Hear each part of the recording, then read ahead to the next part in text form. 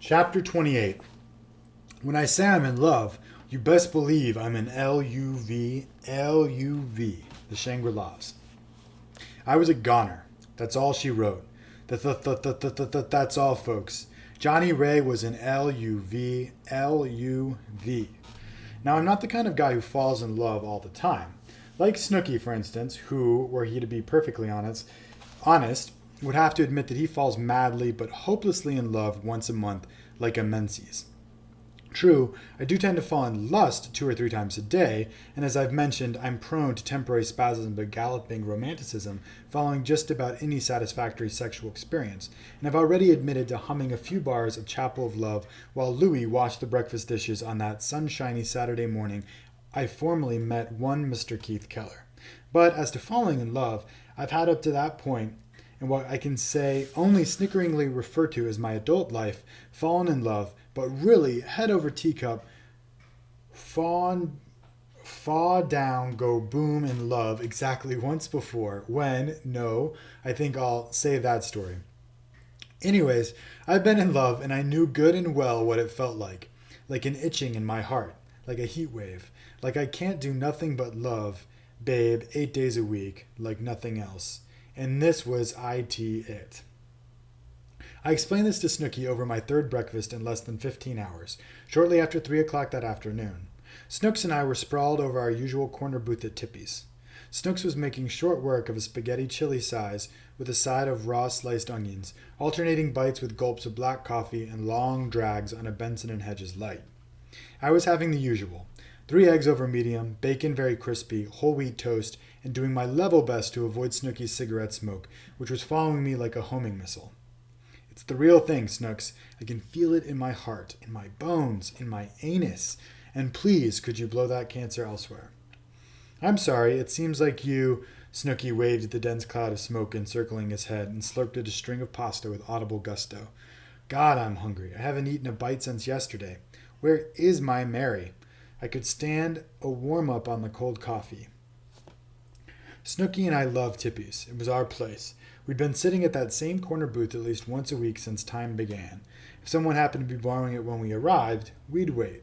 As I said, we loved Tippy's, because the food was good as long as you stuck mainly to the breakfast menu and avoided the tuna salad like the Black Death, because it was a quick block-and-a-half walk from either of our apartments, because it was open 24 hours and it gave one an almost spiritual sense of security to know that there was always a fresh pot of coffee on the hot plate just waiting for you, any time, day or night. Most of all, though we loved Tippy's waitresses, Tippy's was one of the last strongholds of real waitresses between the San Fernando Valley and the Pacific Ocean. It was indescribably refreshing to be served by a waitress who really was a waitress, not some actress slash dancer slash model posing as a waitress while waiting for her agent to call. One grows so weary of dealing with the parade of helium-headed foo-foo girls passing themselves off as waitresses all over Hollywood, Westwood, Beverly Hills, and West Side. Girls who are so busy memorizing a scene from The Rainmaker for their acting workshop they can't remember a simple breakfast order. Girls who will leave you to grow a long gray beard waiting for a refill on your coffee because, after pouring your first cup, they'll go out and have their nails done or maybe to a cattle call for a community theater production of The Music Man in Torrance. Tippy's waitresses were waitresses, by golly. The girls, as we like to call them, were career waitresses, lifers, and generally as intellectually simple as they were physically plain. Big Mary, who was even as Snooky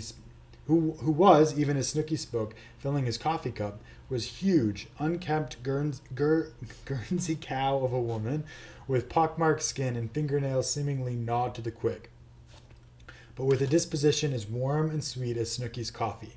He took 4 sugars. Thanks, Mary, Snooky said, smiling up at the waitress.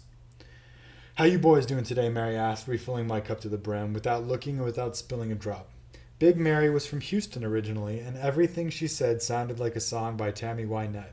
Just fine, Snooky answered for us. You look particularly lovely today, he said with a look of mock seduction in his great brown eyes. Mary smiled her beige, uneven smile.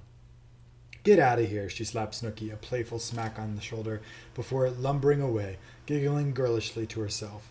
I don't know what to do, Snooks. I haven't felt like this in years. I want to move in with him, tonight. I want to bear his children and breastfeed them. I I want to carve Johnny Loves Keith into the trunk of the very next tree I can find. In fact, a telephone pole will do. I want to write his name over and over and over. And indeed I was, even as I spoke, absently dipping my right index finger into the egg yolks on my plate and attempting to write Keith's name on the tabletop.